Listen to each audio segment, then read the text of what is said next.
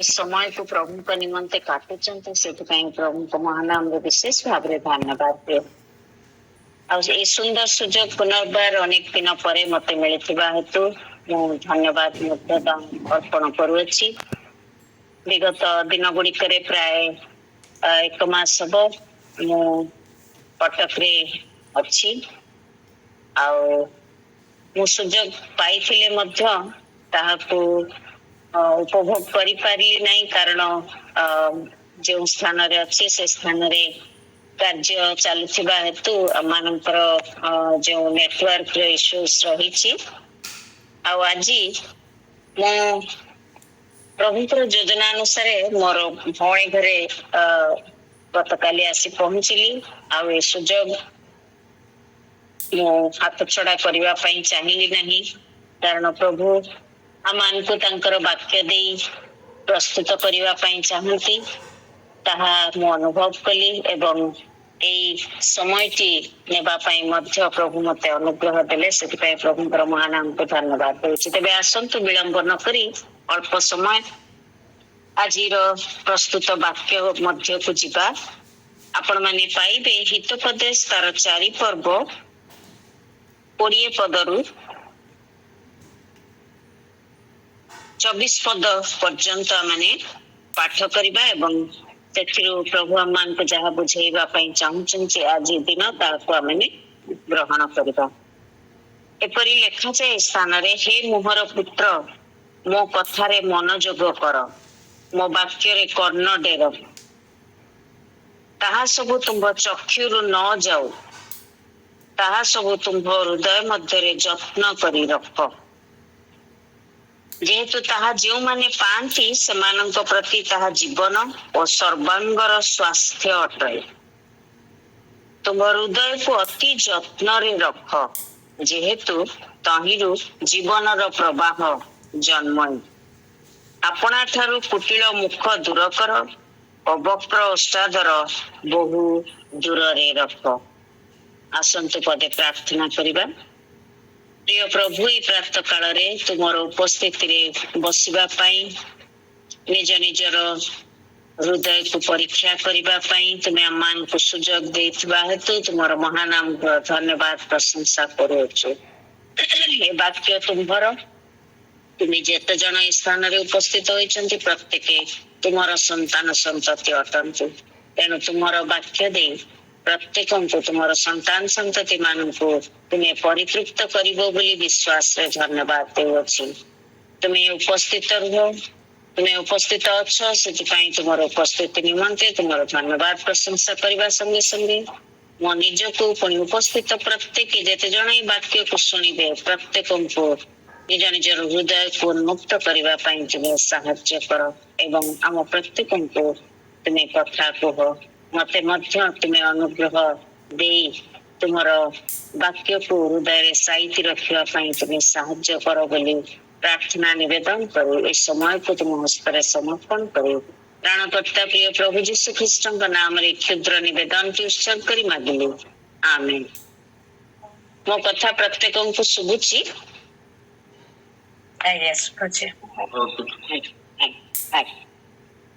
आमे समस्ते भल भाव रे जानू जे वर्तमान प्राय अनेक हृदरोग रे आक्रांत आउ जेतबेले मु चिंता करूथली हृदरोगर जदि कोनसी आभास आमको निजको लागे आमे हृदय रे कष्ट अनुभव करू आमान का हार्ट रे कोनसी जंत्रणा अनुभव करू तत्क्षणात आमे विलंब न करी आमानकर डॉक्टर को पाख को जाई थाउ आउ डॉक्टर परीक्षा निरीक्षा आरंभ करिथांती आ से आमान को गोटे विशेष जंत्र द्वारा बा विशेष विषय द्वारा आमानकर हृदय परीक्षा करंतु ता आपण माने जानंती ता एक भिन्न धरण परीक्षा जदि बा माने ता को बुझी न पारु तथापि डॉक्टर तार सेई रेखा गुडी को अनुध्यान करी बा देखिबा क्षणी हम हृदय अवस्था गुडी को जानि थांती ता होची ईसीजी। आजी वो सही विषय कहबा को चाहे द स्पिरिचुअल ईसीजी ଆମ ପ୍ରତ୍ୟେକଙ୍କର ଆତ୍ମିକ ଜୀବନର ଇସିଜି ବିଷୟରେ ମୁଁ ଅଳ୍ପ ସମୟ କହିବାକୁ ଚାହେଁ ଏ ବାକ୍ୟ ମାଧ୍ୟମରେ। ଯେତେବେଳେ ମୁଁ ଏଇ ଅଂଶକୁ ଚିନ୍ତା କରୁଥିଲି, how to guard our heart, ଆମର ହୃଦୟକୁ କିଭଳି ଆମମାନେ ଯତ୍ନରେ ରଖିବା ବା ତାହାକୁ କିଭଳି ପ୍ରୋଟେକ୍ଟ କରିବା, କେୟାରିଂ ୟୋର ହାର୍ଟ, এই ବିଷୟ ମନଟି ମୋର ଦୃଷ୍ଟିକୁ ଆକର୍ଷଣ କରୁଥିଲା। ଆଉ ଏଇ ଇସିଜି କଣ, ଆମର ସ୍ପିରିଚୁଆଲ ଇସିଜି କଣ, ତାହା ଆପଣ ମାନଙ୍କୁ ଅଳ୍ପ ସମୟ କହି ଆମେ ପ୍ରାର୍ଥନା ମଧ୍ୟକୁ ଯିବା। ପ୍ରଥମ ଯେଉଁ ଇ ଲେଟରଟି ତାହା ହଉଛି ଏକ୍ସାମିନ ୟୋର ହାର୍ଟ, ଆମର ହୃଦୟ ଗୁଡିକୁ ପରୀକ୍ଷା କରିବା। ଗୀତ ସଂଗୀତ ତାର 26 ପର୍ବର 2 ପଦରେ ଲେଖାଯାଏ, ହେ ସଦାପ୍ରଭୁ ମୋତେ ପରୀକ୍ଷା କରି ପ୍ରମାଣ ନିଅ, ମୋର ମର୍ମ ଚିତ୍ତ ପରିଷ୍କାର କର। ଆମେ ଯେତେବେଳେ ପ୍ରଭୁଙ୍କ ନିକଟରେ ଉପସ୍ଥିତ ହେଉ, ପ୍ରଥମେ ଆମମାନଙ୍କ ହୃଦୟର ସେଇ ବିଷୟ ଗୁଡିକୁ ଆମେ ପରୀକ୍ଷା କରିବାର ଆବଶ୍ୟକତା ରହିଛି, ଯାହାକି ଏ ସ୍ଥାନରେ ଦେଖୁଛୁ। ଅନେକ ସ୍ଥାନରେ ଗୀତ ସଂଗୀତର ଅନେକ ସ୍ଥାନରେ ଏଭଳି ପଦ ଗୁଡିକ ରହିଛି ଯାହାକି ଆମମାନଙ୍କୁ ଶିଖାଏ ଯେ କିଭଳି ଭାବରେ ଆମମାନଙ୍କ ହୃଦୟକୁ ପରୀକ୍ଷା କରିବାର ଆବଶ୍ୟକତା ରହିଛି। ଯେତେବେଳେ ଆମେ ହୃଦୟକୁ ପରୀକ୍ଷା କରୁ, ଆମେ ଜାଣୁ କଣ, ଜାଣୁ ଆମମାନଙ୍କର ହୃଦୟର ଅବସ୍ଥା ଗୁଡିକ କଣ। ଯେପରି ମୁଁ କହୁଥିଲି ଯେ ଆମମାନଙ୍କର ଇସିଜି ଯନ୍ତ୍ର ଦ୍ଵାରା ସେଇ ଯେଉଁ ରେଖା ଗୁଡିକ ସେଇ ପେପରରେ ବାହାରେ, ତାହାକୁ ଅନୁଧ୍ୟାନ କରିବା, ତାହାକୁ ଦେଖି ଡକ୍ଟର ହିଁ ଜାଣିପାରନ୍ତି ଆମର ହୃଦୟର ଅବସ୍ଥା ଗୁଡିକ କଣ, ଆମ ହୃଦୟରେ କଣ କଣ ବିଷୟ ସବୁ ଥାଏ। ଆସୁ ପରୀକ୍ଷା କରୁ ଆମ ହୃଦୟର। ମୁଁ ଯେତେବେଳେ ଚିନ୍ତା କରୁଥିଲି ଅନେକ ଗୁଡିଏ ହୃଦୟର ଅବସ୍ଥା, କିଭଳି ଆମମାନଙ୍କ ହୃଦୟ, ଆମ ହୃଦୟରେ ସେଇ ବିଟରନେସ୍ ଅଛି କି, ତିକ୍ତତା ଭାବ ପରସ୍ପର ପ୍ରତି, ଅନ୍ୟମାନଙ୍କ ପ୍ରତି ଆମମାନଙ୍କ ହୃଦୟର ସେଇ ବିଟରନେସ୍ ରହିଛି କି। ପରୀକ୍ଷା କରୁ ଆମମାନଙ୍କ ହୃଦୟରେ, ଆମମାନଙ୍କ ହୃଦୟ ଗୁଡିକ ସେଇ ସ୍ୟାଡନେସ୍ ବା ଦୁଃଖପୂର୍ଣ୍ଣ ଅବସ୍ଥାରେ ଅଛି କି। ଆମମାନଙ୍କ ହୃଦୟ ସେଇ ଅତି କ୍ରୋଧ ମନୋଭାବ ଆମମାନଙ୍କ ମଧ୍ୟରେ ରହିଛି କି, ବା ଆମମାନଙ୍କ ମଧ୍ୟରେ ସେ ୱରିଡ୍ ହାର୍ଟ ରହିଛି କି।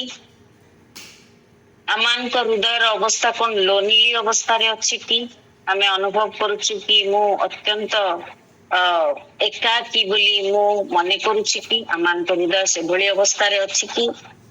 ଆମମାନଙ୍କ ହୃଦୟ ଅନଫରଗିଭିଂ ବା କ୍ଷମା ନ ଦେବାର ଅବସ୍ଥାରେ ଅଛି କି। ଆମମାନଙ୍କ ହୃଦୟରେ ଗିଲ୍ଟ ଫିଲ୍ ଅଛି କି। ଆମମାନଙ୍କ ହୃଦୟ ସ୍କେର୍ଡ ବା ଆମମାନଙ୍କ ହୃଦୟରେ ସେ ଭୟଭୀତ ମନୋଭାବ ଅଛି କି। ଆମମାନଙ୍କ ହୃଦୟ ଆଜି ଆଂସିୟସ୍ ଅଛି କି, କଣ ହବ, କଣ ଘଟିବାକୁ ଯାଉଛି, ମୋର ଶେଷ ଜୀବନ କଣ ହବ, ମୁଁ କିଭଳି ଭାବରେ ମୋ ଜୀବନର ଶେଷ ସମୟ କଟିବ, ମୋ ପରିବାର ପ୍ରତି କଣ ହବ, ମୋର ପୁଅ ପ୍ରତି କଣ ହବ, ମୋର ଝିଅ ପ୍ରତି କଣ ହବ। ଏଭଳି ଆଂସିୟସ୍ ହୃଦୟ ଆମମାନଙ୍କର ଅଛି କି। ଆମମାନଙ୍କ ହୃଦୟ କଣ ଆଜି ଡିଷ୍ଟ୍ରାକ୍ଟେଡ ଅଛି କି, ବିଭିନ୍ନ ପ୍ରକାର ବିଷୟରେ ଆମମାନଙ୍କର ମନ ବିଚଳିତ ଅଛି କି। ବିଭିନ୍ନ ପ୍ରକାର ବିଷୟ ଆମମାନଙ୍କ ହୃଦୟକୁ ବ୍ୟତିବ୍ୟସ୍ତ କରୁଛି କି। ଆମମାନଙ୍କର ମନ ସ୍ଥିର ହେବା ପରିବର୍ତ୍ତେ ଇଆଡେ ସିଆଡେ ହେଉଛି କି। ଅନେକ ବିଷୟରେ ଚିନ୍ତା କରି ଆମମାନେ ବ୍ୟତିବ୍ୟସ୍ତ ହେଉଛୁ କି। ଆମମାନଙ୍କ ହୃଦୟ କଣ ଆଜି ଓଭର ଇମୋସନାଲ ଅଛି କି, ସବୁ ବିଷୟରେ ଆମେ ବହୁତ ଓଭର ଇମୋସନାଲ ହେଇଯାଉଛୁ କି। ଦୁଃଖ ଦେଖିଲେ ଆମେ ସହ୍ୟ କରିପାରୁନୁ, ଅତି ଭାଙ୍ଗି ପଡୁଛୁ, ବା ଆମମାନଙ୍କର ମନ ମଧ୍ୟରେ ଯେଉଁ ସବୁ ଦୁଃଖ ଗୁଡିକ ଅଛି ତାକୁ ଆମେ ବାରମ୍ବାର କାଢିକିରି ତାକୁ ଦେଖୁଛୁ ଆଉ କାନ୍ଦୁଛୁ। କେତେବେଳେ ଅନ୍ୟମାନଙ୍କ ଆଗରେ ତାହା କହି ବସୁଛୁ, ଆଉ ତାହା ସେଇ ଅବସ୍ଥା ମଧ୍ୟ ଅତି ଖରାପ ଆମ ପାଇଁ, ଯୋଉଟା କି ଓଭର ଇମୋସନାଲ ଆମେ ଯାହାକୁ କହୁ, ଅତି ଦୁଃଖରେ ଭାଙ୍ଗି ପଡିବା ଅବସ୍ଥା, ସେଟା ଆମମାନଙ୍କ ହୃଦୟ ଅଛି କି। ଆମମାନଙ୍କ ହୃଦୟ ଆଜି କଣ କମ୍ପ୍ଲେନିଂ ହାର୍ଟ ଆମମାନଙ୍କ ମଧ୍ୟରେ ରହିଛି କି। ସବୁ ବିଷୟରେ ଆମେ ବଚସା କରୁଛୁ, ସବୁ ବିଷୟରେ ଆମେ ପରସ୍ପରକୁ ଦୋଷାରୋପ କରୁଛୁ, ଆମ ନିଜ ବିଷୟରେ ମଧ୍ୟ ଆମେ ଅନେକ ବିଷୟକୁ ଦେଖିକିରି ସେଟା ଆମେ କମ୍ପ୍ଲେନ କରୁଛୁ କି ସେଭଳି ହୃଦୟ ମାନଙ୍କର ରହିଛି କି ହୃଦୟର ଅବସ୍ଥା ଆମମାନଙ୍କର ରହିଛି କି ଆମମାନଙ୍କ ହୃଦୟ ସବୁ ବିଷୟ ପାଇଁ ଗ୍ରମ୍ବଲ କରୁଛି କି ପ୍ରଭୁଙ୍କୁ ଆମେ ନିନ୍ଦା କରୁ ଗ୍ରମ୍ବଲ କରୁ ଯେ କାହିଁକି ଏ ଅବସ୍ଥା ମୋ ଜୀବନରେ ଆସିଛି କାହିଁକି ମୋ ପରିବାର ଏଭଳି ଘଟୁଛି କାହିଁକି ମୋର ଏଭଳି ବିଷୟ ମୁଁ ମୋ ଜୀବନରେ ପାଉନାହିଁ ମୋର ଆକାଂକ୍ଷିତ ବିଷୟ ଗୁଡିକ କାହିଁକି ମୋ ପ୍ରତି ଘଟୁନାହିଁ ମୋର ହୃଦୟ ଆଜି ଫଲ୍ଟ ଫାଇଣ୍ଡିଂ ଅନ୍ୟମାନଙ୍କର ଦୋଷକୁ ବାହାର କରିବା ପାଇଁ ମୋର ହୃଦୟ ମନକୁ ମୁଁ ନିବେଶ କରୁଛି ପ୍ରତ୍ୟେକ ସମୟରେ ସେ କାହିଁକି ଏମିତି କରୁଛି ସେ କାହିଁକି ଏମିତି କହିଲା ତାର ଜୀବନରେ ଏମିତି ଅଛି ଅନ୍ୟମାନଙ୍କ ବିଷୟରେ ଅନ୍ୟମାନଙ୍କର ଫଲ୍ଟ ଫାଇଣ୍ଡିଂ କରିବାରେ ମୋ ହୃଦୟ ସବୁବେଳେ ବ୍ୟସ୍ତ ରହୁଛି କି ମୋର ହୃଦୟରେ ଡିସାଟିସ୍ଫାକ୍ସନ ବା ଅସନ୍ତୁଷ୍ଟ ଭାବ ରହିଛି କି କାରଣ ପ୍ରଭୁଙ୍କର ବାକ୍ୟ କହେ ଫିଲିପି ତାର 4 ପର୍ବର ଆମେ 15 ପଦରୁ ଆଜି ପାଠ କଲୁ ମାତ୍ର ତାର 4 ପଦଟି ଆମମାନଙ୍କର ଅତି ପ୍ରିୟ ପଦ ଯାହାକି ଆନନ୍ଦ କର ପୁନଶ୍ଚ କହୁଛି ଆନନ୍ଦ କର ଆନନ୍ଦ କରିବା ପରିବର୍ତ୍ତେ କାହିଁକି ନା ଆନନ୍ଦ କାହିଁକି ଆମ ମନରେ ଆମମାନଙ୍କ ହୃଦୟରେ ରାଜତ୍ୱ କରୁନାହିଁ କାରଣ ଆମେ ଡିସାଟିସ୍ଫାଇଡ ଅଟୁ କୌଣସି ବିଷୟରେ ଆମମାନଙ୍କର ସନ୍ତୋଷ ଭାବ ନାହିଁ ଆଉ ଟିକେ ହେଇଥିଲେ ଭଲ ହେଇଥାନ୍ତା ଆଉ ଟିକେ ମୋ ଜୀବନରେ ମୁଁ ଯଦି ପ୍ରାପ୍ତ ହେଇଥାନ୍ତି ଯଦି ଗୋଟେ କୋଠା ଅଛି ତାହେଲେ ଆଉ ଗୋଟେ ଘର ହେଇଥିଲେ ମତେ ଭଲ ହେଇଥାନ୍ତା ମୋର ସେଇଟା ଆବଶ୍ୟକ ଥିଲା ଶାଢୀ ଅନେକ ଥିଲେ ମଧ୍ୟ ଆଉ ଗୋଟିଏ ଶାଢୀ ପାଇବା ପାଇଁ ମନରେ ଆକାଂକ୍ଷିତ ବା ଆକାଂକ୍ଷା ରହୁଛି ଯଦି ଭଲ ଖାଦ୍ୟ ଖାଉଛୁ ଆଜି ତାହେଲେ କାଲି ଆଉ ଟିକେ ଭଲ ଖାଦ୍ୟ ଖାଇବା ଗୋଟେ ହୋଟେଲରେ ଖାଇଲେ ଆଉ ଗୋଟେ ହୋଟେଲରେ ଖାଇବା ଭଲ ଖାଇବା ତେଣୁ ଆମମାନଙ୍କ ହୃଦୟ କେବେ ହେଲେ ସନ୍ତୁଷ୍ଟ ମନୋଭାବ ବା ଗୋଟେ କଣ୍ଟେଣ୍ଟ ମାଇଣ୍ଡ ଆମମାନଙ୍କର ରହୁନାହିଁ କଣ୍ଟେଣ୍ଟମେଣ୍ଟ ଆମ ଜୀବନରେ ତାର ଅଭାବ ରହିଛି ଘୋର ଅଭାବ ରହିଛି ତେଣୁ ଆସୁ ଆମମାନଙ୍କର ନିଜ ନିଜ ହୃଦୟକୁ ପରୀକ୍ଷା କରିବା ଏଇ ଯୋଉ ସବୁ ବିଷୟ କହିଲୁ ଆହୁରି ଅନେକ ବିଷୟ ଅଛି ଆପଣ ମାନେ ଗୋଟିଏ କାଗଜରେ ତାହା ଲେଖି ବସନ୍ତୁ ଯେ ଆପଣ ମାନଙ୍କ ଜୀବନରେ ଆପଣ କଣ ଅନୁଭବ କରୁଛନ୍ତି ଆପଣଙ୍କ ହୃଦୟର ଅବସ୍ଥା କଣ ରହିଛି ଏକ୍ସାମିନ ୟୋର ହାର୍ଟ ନିଜ ନିଜର ହୃଦୟକୁ ପରୀକ୍ଷା କରୁ କାରଣ ଯେଉଁ ଅଂଶ ମୁଁ ପାଠ କଲି ସେ ସ୍ଥାନରେ ଲେଖାଯାଏ ହିତୋପଦେଶ ତାର 4 ପର୍ବର 23 ପଦ ତୁମ ହୃଦୟକୁ ଅତି ଯତ୍ନରେ ରଖ ସମସ୍ତେ ଜାଣନ୍ତି ଏଇ ଶବ୍ଦର ଅର୍ଥ କଣ ଯତ୍ନରେ ରଖିବା ଅର୍ଥ ହଉଛି ଅତି କେୟାରଫୁଲି ଆମେ ଆମମାନଙ୍କର ହୃଦୟ ଗୁଡିକୁ ରଖିବା ଆବଶ୍ୟକତା ରହିଛି ଯେହେତୁ ତହିଁରୁ ଜୀବନର ପ୍ରବାହ ଜନ୍ମ ହୁଏ ଆମମାନେ ଜାଣୁ ଜୀବନ ଆଉ ମରଣର ପାର୍ଥକ୍ୟ ଏ ସ୍ଥାନରେ ଲେଖା ହଉଛି ଜୀବନର ପ୍ରବାହ ଜନ୍ମ ହୁଏ କୌଣସି ମୁହୂର୍ତ୍ତରେ ଆମ ହୃଦୟରେ ଆମେ ଅନୁଭବ କରିବା ନାହିଁ ହଁ ମୁଁ ଆମେ ତ ମୃତ୍ୟୁ ବରଣ କରିବା ଦିନେ ଏମିତି ଏକା ମୋ ଜୀବନ କଟିଯିବ ଏମିତି ଏକା ମୋ ହୃଦୟର ଅବସ୍ଥା ଥିବ ଆପଣ ମାନେ ଯଦି ଫିଜିକାଲି ଡକ୍ଟରଙ୍କ ପାଖକୁ ଯିବେ ଆପଣଙ୍କର ଇସିଜି ରିପୋର୍ଟ ପାଇବେ ଜାଣିବେ ଯେ ଆପଣଙ୍କ ହୃଦୟର ଅବସ୍ଥା କଣ ଡକ୍ଟର ଯାହା ଆଡଭାଇସ କରିବେ ଆପଣ ନିଶ୍ଚିତ ଭାବରେ ମୁଁ ମଧ୍ୟ ଗତ ସମୟରେ ତହିଁ ମଧ୍ୟ ଦେଇ ଗତି କଲି ବିଭିନ୍ନ ସ୍ଥାନକୁ ଯେତେବେଳେ କୌଣସି କମ୍ପ୍ଲେନ ମୁଁ ଅନୁଭବ କଲି ବିଭିନ୍ନ ସ୍ଥାନରେ ମୋର ଇସିଜି କରାହେଲା ତା ଦ୍ଵାରା ମୁଁ ଜାଣିପାରିଲି ମୋ ହୃଦୟର ଅବସ୍ଥା ଯେତେବେଳେ ମୁଁ ସେ ଏଞ୍ଜିଓଗ୍ରାମ ମଧ୍ୟ ଦେଇ ମତେ ଯିବାକୁ ହେଲା ଆଉ ସେଇ ସମୟରେ ସେଇ ମନିଟରରେ ମୁଁ ନିଜର ହୃଦୟକୁ ଦେଖିପାରିଲି ଆଉ ଡକ୍ଟର କହୁଛନ୍ତି ମ୍ୟାଡାମ ଦେଖନ୍ତୁ ଆପଣଙ୍କର ହାର୍ଟ ଭିତରର ଆପଣଙ୍କର ଅବସ୍ଥା ସେତେବେଳେ ମୁଁ ମନେ ପକଉଥିଲି ଆଉ ଏଇ ଅଂଶ ପାଠ କଲା ବେଳେ ସେଇ ଛବି ଗୁଡିକ ମୋର ଦୃଷ୍ଟି ଆଗରେ ନାଚି ଯାଉଥିଲା ଯେ ପ୍ରକୃତରେ ହୃଦୟର ଅବସ୍ଥା ଗୁଡିକ ଯେତେବେଳେ ଜାଣିଲି କୋଉ କୋଉ ସ୍ଥାନରେ ବ୍ଲକେଜ ଅଛି ଯୋଉଠି କି ସେ ବ୍ଲଡ ଫ୍ଲୋ ଟା ହଉନି ବ୍ଲଡ ସର୍କୁଲେସନ ହଉନାହିଁ ସେଟା ଜାଣିଲା ପରେ କଣ କରାଗଲା ଡକ୍ଟର ମତେ ଆଡଭାଇସ କଲେ ଆପଣ ଆପଣଙ୍କର ଆଇଦର ଷ୍ଟେଣ୍ଟିଂ ହବ କିମ୍ବା ହୃଦୟର ଯେଉଁ ଯୋଜନା ଗୁଡିକ ରହିଛି ଯେଉଁ ଯେଉଁ ବିଷୟ ଗୁଡିକ ରହିଛି ଯଦି ବା ମୁଁ ତାହା ମଧ୍ୟ ଦେଇ ଗତି କଲି ନାହିଁ କିନ୍ତୁ ଡକ୍ଟର ଯେଉଁ ମେଡିସିନ ର ଯେଉଁ ଯେଉଁ ଆଡଭାଇସ ଗୁଡିକ ଦେଲେ ତାହାକୁ ମତେ ପାଳନ କରିବାକୁ ଅଛି କାରଣ ମୁଁ ଜାଣେ ଯଦି ଏସବୁ ମୁଁ ପାଳନ ନ କରିବି ତାହେଲେ କଣ ହବ ମୋ ହୃଦୟଟି ବନ୍ଦ ହେଇଯିବ ବ୍ଲକ ହେଇଯିବ ବା ଆରେଷ୍ଟ ହେଇଯିବ ତେଣୁ ଯେତେବେଳେ ଆମେ ଆମ ହୃଦୟକୁ ଆମେ ଏକ୍ସାମିନ କରିବୁ, ଜାଣିବୁ ମୋ ହୃଦୟରେ କଣ କଣ ବିଷୟ ଗୁଡିକ ରହିଛି ଯାହାକି ସେଇ ତା ଭିତରୁ ଜୀବନର ପ୍ରବାହ ବା ସେଇ ସର୍କୁଲେସନ ଟା ଠିକ ଭାବରେ ହେଉନାହିଁ, ସେତେବେଳେ ଆମମାନଙ୍କର ଚିନ୍ତାରେ ଆସିବ ମୁଁ କିଭଳି ଭାବରେ ଏହାକୁ ପ୍ରୋଟେକ୍ଟ କରିବି, କେମିତି ଏହାର କେୟାର ନେବି, ଯତ୍ନ ନେବି, ଯୋଉଟା କି ହିତୋପଦେଶରେ ଜ୍ଞାନୀ ସଲୋମନ ଆମମାନଙ୍କୁ ଅନେକ ହଜାର ହଜାର ବର୍ଷ ପୂର୍ବରୁ ଆମମାନଙ୍କୁ ସେ ଜଣାଇଛନ୍ତି। ତୁମ ହୃଦୟକୁ ଅତି ଯତ୍ନରେ ରଖ ଯେହେତୁ ତହିଁରୁ ଜୀବନର ପ୍ରବାହ ଜନ୍ମ। ଆମ ମଧ୍ୟରେ କେହି ଏଭଳି ନାହାନ୍ତି ଯୋଉମାନେ ଚାହିଁବେ ନାହିଁ ଯେ ଏଇ ହୃଦୟର ସର୍କୁଲେସନ ଠିକ ଭାବରେ ନ ହୋଇ କୋଉ ମୁହୂର୍ତ୍ତରେ ଅଟକି ଯାଉ। ଆମମାନଙ୍କର ଜାଣତରେ ହେଉ ଅଜାଣତରେ ହେଉ ବା ମାନେ ଜ୍ଞାନୀ ହେଇଥାଉ ବା ମୂର୍ଖ ହେଇଥାଉ, ଡକ୍ଟର ଯେତେବେଳେ ଆଡଭାଇସ ଦିଅନ୍ତି ଆମେ ନିଶ୍ଚିତ ଭାବରେ ତାର ପ୍ରତିକାର କରିବା ପାଇଁ ଯତ୍ନ କରିବୁ, ଅଗ୍ରସର ହେବୁ। ଏଠି ମଧ୍ୟ ଆମେ ଯେତେବେଳେ ନିଜ ହୃଦୟକୁ ପରୀକ୍ଷା କରିବା, ଏଇ ସବୁ ବିଷୟ ଯାହା ଯାହା ମୁଁ କହିଲି ମୋ ମଧ୍ୟରେ ଏଇ ସବୁ ବିଷୟ ଗୁଡିକ ରହିଛି କି ଯାହାକି ପ୍ରଭୁଙ୍କର ଅସନ୍ତୋଷର କାରଣ, ତାଙ୍କର ଅଗୌରବର କାରଣ ମୋ ହୃଦୟ ମଧ୍ୟରେ ରହିଛି କି? ତେଣୁ ଆସୁ ଆମର ହୃଦୟକୁ ଅତି ଯତ୍ନରେ ରଖିବା। ଆଉ ତାର ଦ୍ୱିତୀୟ ୱାର୍ଡଟି ଲେଟରଟି ଯାହା ECG ସି ଶବ୍ଦଟି ଆମେ ଚିନ୍ତା କରୁ, କନଫେସ୍ the condition of your heart. ନିଜ ନିଜ ହୃଦୟର ଅବସ୍ଥା ଗୁଡିକୁ କାହା ନିକଟରେ କନଫେସ୍ କରିବା? ଡକ୍ଟରଙ୍କ ପାଖରେ ଆମେ କହୁ ଯେ ମୋର ଏମିତି ହଉଛି ସେମିତି ହଉଛି, ମୋର ହାର୍ଟ ମୁଁ ଅନେକ ସମୟରେ ଅନୁଭବ କରୁଛି ଏଇ ଜାଗାରେ ପେନ୍ ହଉଛି, ଆଉ ଆମର କଣ୍ଡିସନ ଗୁଡିକୁ ଆମେ ଡକ୍ଟରଙ୍କ ଆଗରେ ସ୍ୱୀକାର କରୁ। ଆମର ଡକ୍ଟର କହନ୍ତି କଣ କଣ ଆପଣ କେମିତି ଫିଲ୍ କରୁଛନ୍ତି ଆପଣ କୁହନ୍ତୁ। ଏଇ ସମୟରେ ଆମେ ଯେତେବେଳେ ଆମର ସ୍ପିରିଚୁଆଲ ECG ବିଷୟରେ ଚିନ୍ତା କରୁଛୁ, C means confess the condition of your heart.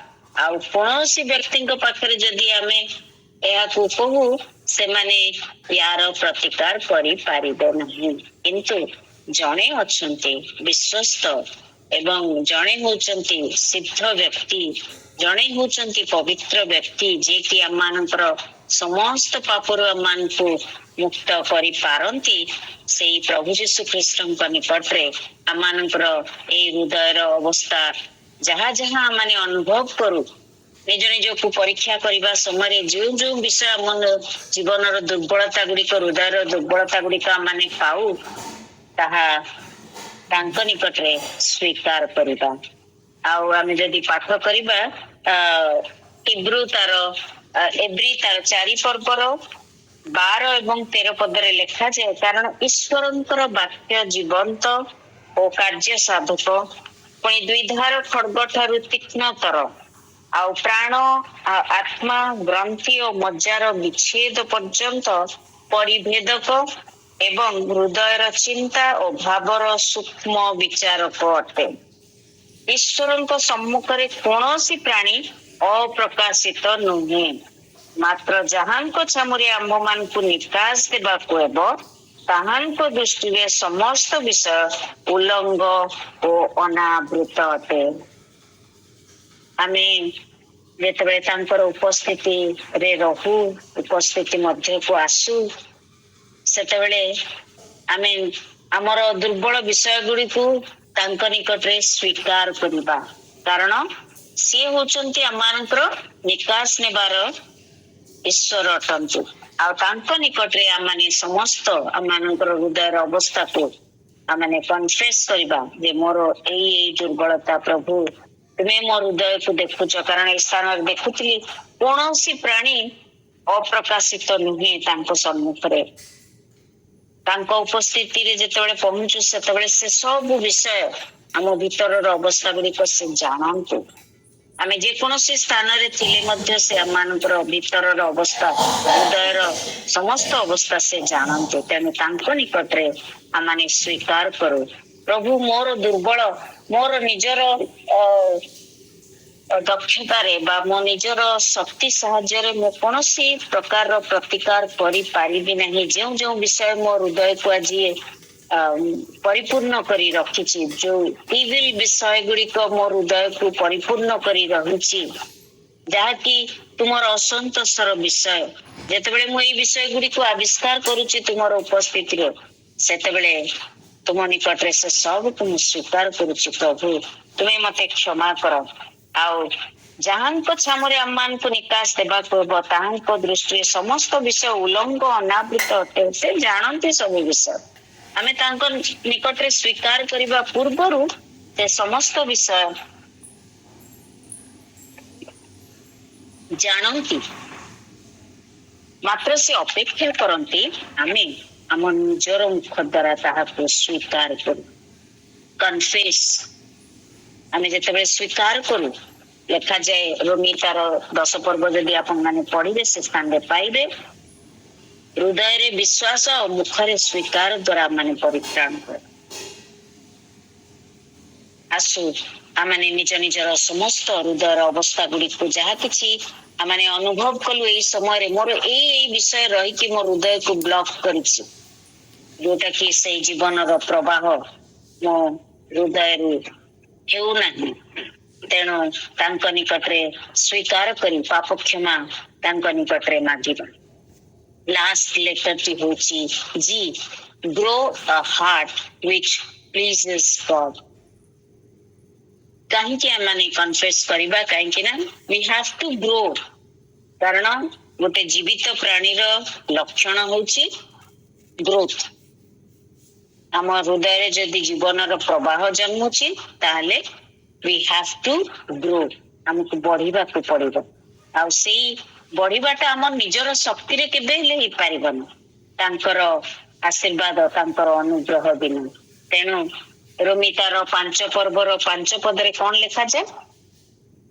ଆଉ ଭରସା ଲଜ୍ଜା ଦିଏ ନାହିଁ, କାରଣ ଆମମାନଙ୍କୁ ପ୍ରଦତ୍ତ ପବିତ୍ର ଆତ୍ମାଙ୍କ ଦ୍ୱାରା ଆମମାନଙ୍କ ହୃଦୟରେ ଈଶ୍ୱରଙ୍କର ପ୍ରେମ ପରିବ୍ୟାପ୍ତ ହୋଇଅଛି। ପରିବ୍ୟାପ୍ତ ହୋଇଅଛି, ଯଦ୍ୱାରା ଆମେ ଦିନକୁ ଦିନ ପ୍ରେମରେ ଈଶ୍ୱରଙ୍କର ପ୍ରେମକୁ ଯେତେବେଳେ ଆମମାନଙ୍କ ହୃଦୟରେ ଅନୁଭବ କରିବୁ, ଯାହାକି ଆମମାନଙ୍କ ଜୀବନରେ ଆମମାନଙ୍କ ହୃଦୟରେ ପରିବ୍ୟାପ୍ତ ହେବା ଆବଶ୍ୟକ ରହିଛି। ଯେତେବେଳେ ଆମେ ଅନୁଭବ କରିବୁ, ଯେତେବେଳେ ଆମେ ତାଙ୍କ ନିକଟରେ ସମସ୍ତ ଆମମାନଙ୍କର ହୃଦୟର ଅବସ୍ଥା ଗୁଡିକୁ ସ୍ୱୀକାର କରିବୁ, ତାହେଲେ ତାଙ୍କର ସେଇ ପ୍ରେମକୁ ଆମେ ଅନୁଭବ କରିପାରିବୁ। ଆଉ ଦିନକୁ ଦିନ ତାଙ୍କରି ପ୍ରେମରେ ଆମମାନେ ବୃଦ୍ଧି ପାଇବୁ। ଆଉ ଆମମାନଙ୍କର ହୃଦୟର ଅବସ୍ଥାର ପରିବର୍ତ୍ତନ ହବ। ଯଦି ଆମମାନଙ୍କ ହୃଦୟରେ ସେ ୱରିନେସ୍ ଥିଲା, ଯେ ବ୍ୟସ୍ତତା ଥିଲା, ତାହା ଆମମାନଙ୍କ ଜୀବନରେ ଏକ ପିସଫୁଲ ହାର୍ଟ ସେ ଆମମାନଙ୍କ ଜୀବନରେ ଦେବେ। ଯଦି ମୋ ଜୀବନରେ ସେଇ ସାଡନେସ୍ ର ଅବସ୍ଥା ଥିଲା, ତାହେଲେ ସେ ମତେ ସେଇ ଆନନ୍ଦ ପ୍ରଦାନ କରିବେ। ଯଦି ମୋ ଭିତରେ ଅନଫରଗିଭନେସ୍, ଅନ୍ୟକୁ କ୍ଷମା ନ ଦେବାର ଅବସ୍ଥା ଥିଲା, ତାହେଲେ ସେ ମତେ କ୍ଷମା ଦେବାର ମନୋଭାବ ସେଇ ହୃଦୟ ମତେ ପ୍ରଦାନ କରିବେ। ଯଦି ମୋର କମ୍ପ୍ଲେନିଂ ହାର୍ଟ ଥିଲା, ତାହେଲେ ସେ ମତେ ଏକ ଗ୍ରେଟଫୁଲ ହାର୍ଟ ପ୍ରଦାନ କରିବେ, ଯାହାକି ଅନ୍ୟମାନଙ୍କର ପାଇଁ ପ୍ରଭୁ ଯୀଶୁ ଖ୍ରୀଷ୍ଟଙ୍କ ନିକଟରେ, ତାଙ୍କ ନିକଟରେ ଏକ କୃତଜ୍ଞତାର ହୃଦୟ ହେବ। ସବୁ ବିଷୟରେ ଏକ କଣ୍ଟେଣ୍ଟ ହୃଦୟ ମୋର ହେବ, ଏକ ସାଟିସ୍ଫାଇଡ ହୃଦୟ ହୋଇଯିବ। ଏବଂ ଯଦି ମୋର ହୃଦୟଟା ସମସ୍ତ ଇଭିଲ ବିଷୟରେ ପରିପୂର୍ଣ୍ଣ ଅଛି, ଯେତେବେଳେ ମୁଁ ତାଙ୍କ ନିକଟରେ ସ୍ୱୀକାର କରିବି ଆଉ ବଢିବା ପାଇଁ, ସେ ମୋର ହୃଦୟକୁ ଏକ ରାଇଚିୟସ୍ ହୃଦୟ ବା ଏକ ଧାର୍ମିକ ହୃଦୟ ମତେ ପ୍ରଦାନ କରିବେ। କେବଳ ତାଙ୍କର ପ୍ରଶଂସା ଜୟଗାନ କରି ତାଙ୍କର ନିକଟବର୍ତ୍ତୀ କରାଇବ। ଯଦି ମୋ ହୃଦୟରେ ରୁଡନେସ୍ ଥିଲା ଅନ୍ୟମାନଙ୍କ ପ୍ରତି, ନିଜର ସମସ୍ତ କାର୍ଯ୍ୟ ପ୍ରତି, ତାହେଲେ ସେ ମତେ କାଇଣ୍ଡ ହାର୍ଟ ପ୍ରଦାନ କରିବେ, ଏକ ଦୟାର ହୃଦୟ ମତେ ପ୍ରଦାନ କରିବା ପାଇଁ ସମର୍ଥ। ଯଦି ମୋର ହୃଦୟରେ ଗ୍ରମ୍ବଲିଂ ହୃଦୟ ଥିଲା, ତାହେଲେ ସେ ମତେ ଥ୍ୟାଙ୍କ୍ସ ଗିଭିଂ, ସଦା ସର୍ବଦା ସେଇ ହୃଦୟରୁ ସେଇ ଥ୍ୟାଙ୍କ୍ସ ଗିଭିଂ ଉଛୁଳି ଉଠିବ, ଯାହାକି ତାଙ୍କର ପ୍ରଶଂସା ଗୌରବ କରିବ। ଯଦି ମୋର ହୃଦୟ ଡିଷ୍ଟ୍ରାକ୍ଟେଡ ଥିଲା, ତାହେଲେ ତ ମୁଁ ପ୍ରଥମରେ କହିଲି ମତେ ସେ ପିସଫୁଲ ହାର୍ଟ ଦେବେ ଏବଂ ଏକ ପ୍ରେୟରଫୁଲ ହାର୍ଟ ପ୍ରଦାନ କରିବେ, ଯଦ୍ୱାରା କି ମୁଁ ସ୍ଥିର ରହିବି ଏବଂ ତାଙ୍କର ପ୍ରେମକୁ ମୋ ଜୀବନରେ ଅନୁଭବ କରିବି। ଆସନ୍ତୁ ଆଜି ଏ ପ୍ରାତଃ କାଳରେ ଆମେ ପ୍ରଭୁଙ୍କର ନିକଟବର୍ତ୍ତୀ ଯେତେବେଳେ ହେଇଛୁ, ଆମମାନଙ୍କର ସେ ଆତ୍ମିକ ଇସିଜି ଯନ୍ତ୍ର ମଧ୍ୟକୁ ଆମେ ନିଜ ନିଜକୁ କଢେଇ ନେବା ଓ ପରୀକ୍ଷା କରିବା, କନଫେସ୍ କରିବା ଆଉ ତାଙ୍କର ପ୍ରେମରେ ପ୍ରେମ ହୃଦୟରେ ଅନୁଭବ କରି ତାଙ୍କ ପ୍ରତି ଆମମାନଙ୍କ ହୃଦୟକୁ ସମ୍ପୂର୍ଣ୍ଣ ଭାବରେ ଏକ ଜୀବନର ପ୍ରବାହ ଜନ୍ମାଇବାର ହୃଦୟ କରି ତାଙ୍କ ନିକଟରେ ଆମେ ଦିନକୁ ଦିନ ବୃଦ୍ଧି ପାଇବା। ଆଜି ଦିନ ସାରା ପ୍ରଭୁ ଆମମାନଙ୍କୁ ଏଇ ଚିନ୍ତା ଦ୍ୱାରା ଆଶୀର୍ବାଦ କରନ୍ତୁ। କେବଳ ଆଜି ଦିନ ନୁହେଁ, ଆସନ୍ତା ଦିନର ପ୍ରତ୍ୟେକ ମୁହୂର୍ତ୍ତରେ ପ୍ରଭୁ ଆମମାନଙ୍କୁ ସାହାଯ୍ୟ କରନ୍ତୁ। ଆସୁ ନିଜ ନିଜକୁ ଆଜି ପରୀକ୍ଷା କରିବା ସମୟରେ ଗୋଟିଏ ପେପରରେ ଆଙ୍କିବା 2ଟି ହୃଦୟର ଚିତ୍ର ଆଉ ସେ ସ୍ଥାନରେ କମ୍ପେୟାର କରି ଦେଖିବା ଇସିଜି କରିବା ପୂର୍ବର ଅବସ୍ଥା କଣ ଥିଲା, ଇସିଜି କରିବା ପରେ ମୋ ହୃଦୟର କଣ ପରିବର୍ତ୍ତନ ହେଇଛି, ମୋ ଜୀବନରେ ସେ ଗ୍ରୋଥ ଆସିଛି କି ନାହିଁ, ମୁଁ ନିଜକୁ ତାଙ୍କ ନିକଟରେ ସମର୍ପଣ କରି ସେ ଚିକିତ୍ସାର ଅଧୀନ ହୋଇଛି କି ନାହିଁ, ମୋ ହୃଦୟର ପରିବର୍ତ୍ତନ ହୋଇଛି କି ନାହିଁ। 2ଟି ହୃଦୟକୁ ଆମେ କମ୍ପେୟାର କରିକି ଦେଖିବା ଆଉ ପ୍ରଭୁଙ୍କର ନିକଟବର୍ତ୍ତୀ ହେବା। ପ୍ରଭୁ ଆମ ପ୍ରତ୍ୟେକଙ୍କୁ ଆଶୀର୍ବାଦ କରନ୍ତୁ।